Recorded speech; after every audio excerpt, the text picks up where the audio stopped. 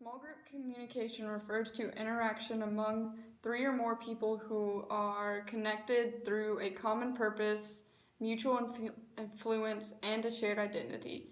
A premiere on Communication Studies, Volume 1, 2012. It has 6 features that distinguish it from other types of communication. The first is group size, where the general consensus is that small groups should have a size of at least 3 members and a maximum amount of 15 members. Group size is not as important as long as the group is able to accomplish its goal with the help of input from all its members. The second feature is interdependence. This is the effects that you and your group members have on each other. Such in 1997. Interdependence occurs when members organize and make efforts to accomplish a task. The third feature is a task, which is the primary reason for the group to exist. The fourth feature is that groups develop norms. These are basically guidelines that the group implements that addresses how group members should behave and approach their task. Whelan, 2010. The fifth feature is identity. This refers to the psychological and or physical boundaries that distinguish a group member from a non-group member. Myers and Anderson, 2006. The last feature is group talk. This is the specific types of communication in which you and your group members engage. There are 2 types of communication that can occur within your group. These are problem-solving talk and decision-making talk.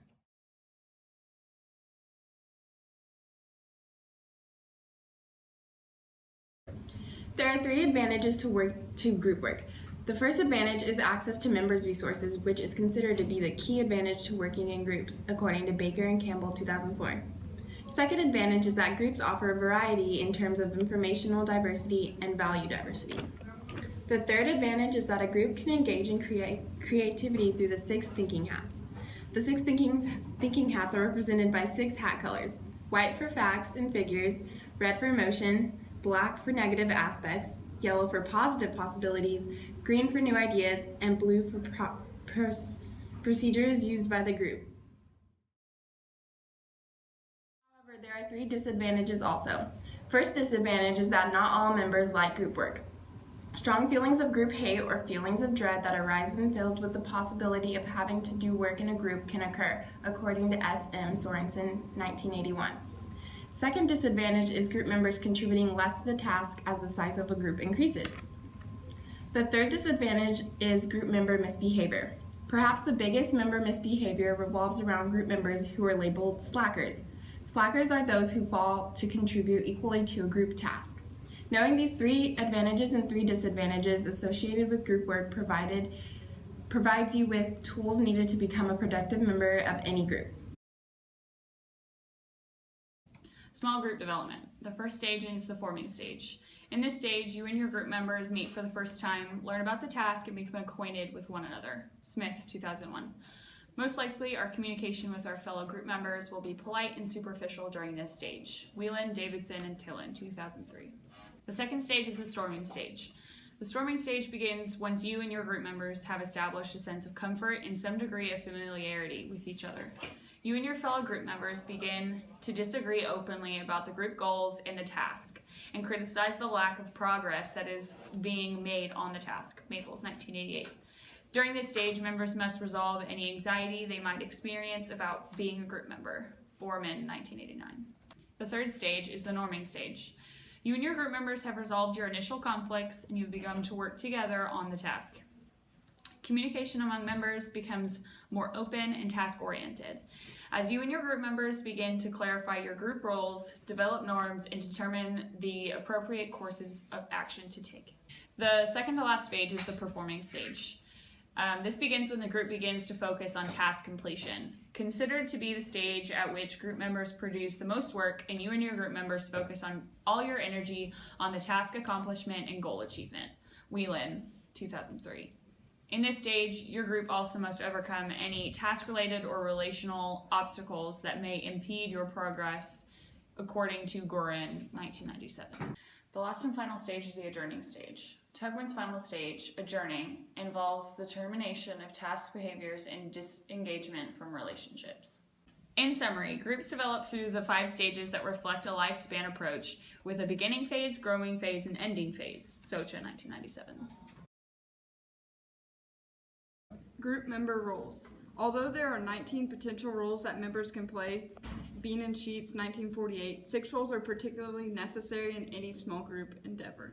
Initiator contributor role, also referred to as the task leader. Most importantly, this member makes sure that progress is being done to accomplish the task. I'm the king, listen to me. Today's agenda is you fetch the food, you fetch the pets, and you fetch the ladies. Information giver role. This member offers facts or generalizations that may relate to the group's task. Our project is over whales, and here are some facts. The blue whale is the largest mammal known, and then whales have the largest testes in the animal kingdom, each weighing around a ton. Orienter role. This member challenges ideas in a constructive way. They also suggest alternatives or more solutions. However, this member can also prevent progress by threatening the ideas of other members. For this assignment, I think we should do a PowerPoint. We've already done 2 PowerPoints. I think we should do a video. That's a good idea. Recorder role. This member is in charge of taking the minutes of meetings or other information that needs to be kept. They also can be in charge of informing everyone of the next meeting and setting it up. Alright guys, so today we talked about what small group communication was and the 6 features it has. We'll be meeting next Thursday from 5 to 7 at Willis. Dismissed. According to context.org, the harmonizer meditates the differences between other members, attempts to reconcile disagreements, relieves tension in conflict situations through good-hearted jokes or a soothing attitude. You're ugly, stupid, and I hate you. Whoa, guys! What do you call a fake noodle? An impasta. Encourager role. This member is responsible of supporting each member through positivity. You know, Meg, you're doing a really good job. Thanks. Group leadership. This is going to be how you complete a task and establish relationships with your group members. There are 3 main leaderships that we will focus on: shared leadership, emergent leadership approach to leadership, and counteractive influence approach to leadership. Shared leadership. Any member can assume leadership anytime during the group's meeting and rotates between all members.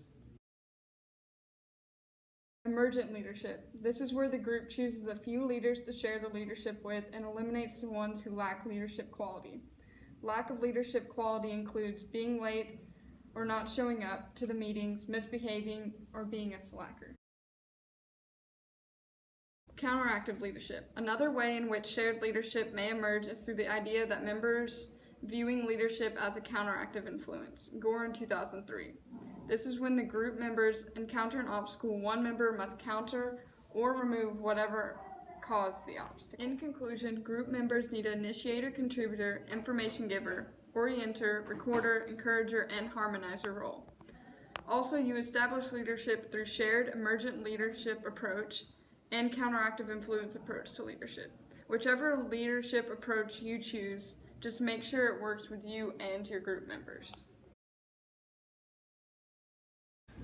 The definition is the process that occurs when group members engage in an expressed struggle that impedes tasks accomplished, and usually arises due to the real and perceived differences that exist among group members.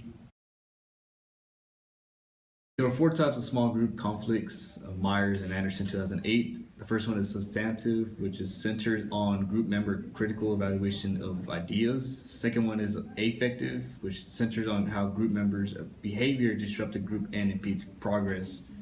The third one is procedural, which centers on group members' use of procedures to 1, critically evaluate ideas, or 2, confront disruptive behavior. And the fourth one is inequity, which centers on group members' perceived imbalance between contributions. So when addressing a conflict, individuals would choose 1 of 5 conflict handling styles based on 1, their concern about meeting their own needs, and 2, concern about meeting the needs of other individuals in the conflict. Rahim, 1983 and 2002. So the first conflict handling style is the avoiding conflict, which is the low concern on meeting both yourself and group members' needs. It'll appear you will be uninterested toward the conflict. The reason members would use this is because they view conflict as being useless.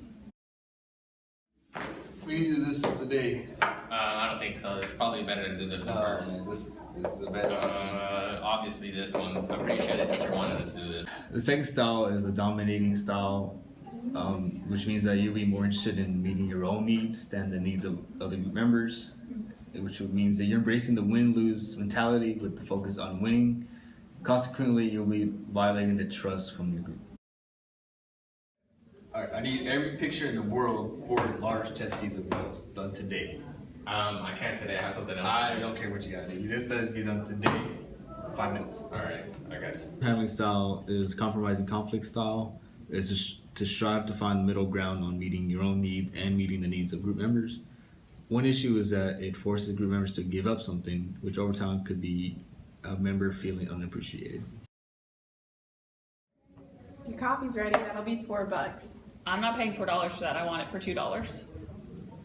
I'll put the stir in for $2.50. Fine. The fourth handling style is obliging conflict style.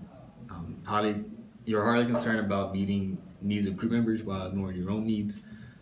You might choose this style because you value the relationship or have strong desire to be accepted. Consequently, you may not appear confrontational because you fear hurting the group's feelings. Kaylin, I was gonna do that part. But I want to do the part. No, let me do the part. Guys, I was already doing another part, but I'll just do the part. It's fine. Rock on. The fifth and last style is the integrating conflict style. You're concerned with meeting all needs of both yourself and all group members. You refuse to sacrifice any needs for the good of the group. This one is the preferred style among groups because it produces higher quality outcomes. In some cases, you might want to combine the styles. If workplaces such as like a business office, a manager would use obliging conflict with their superiors, integrating style with the subordinates, and a compromise style with their peers. I want to go to a movie. But I wanna go to dinner. Let's go to the movie tavern.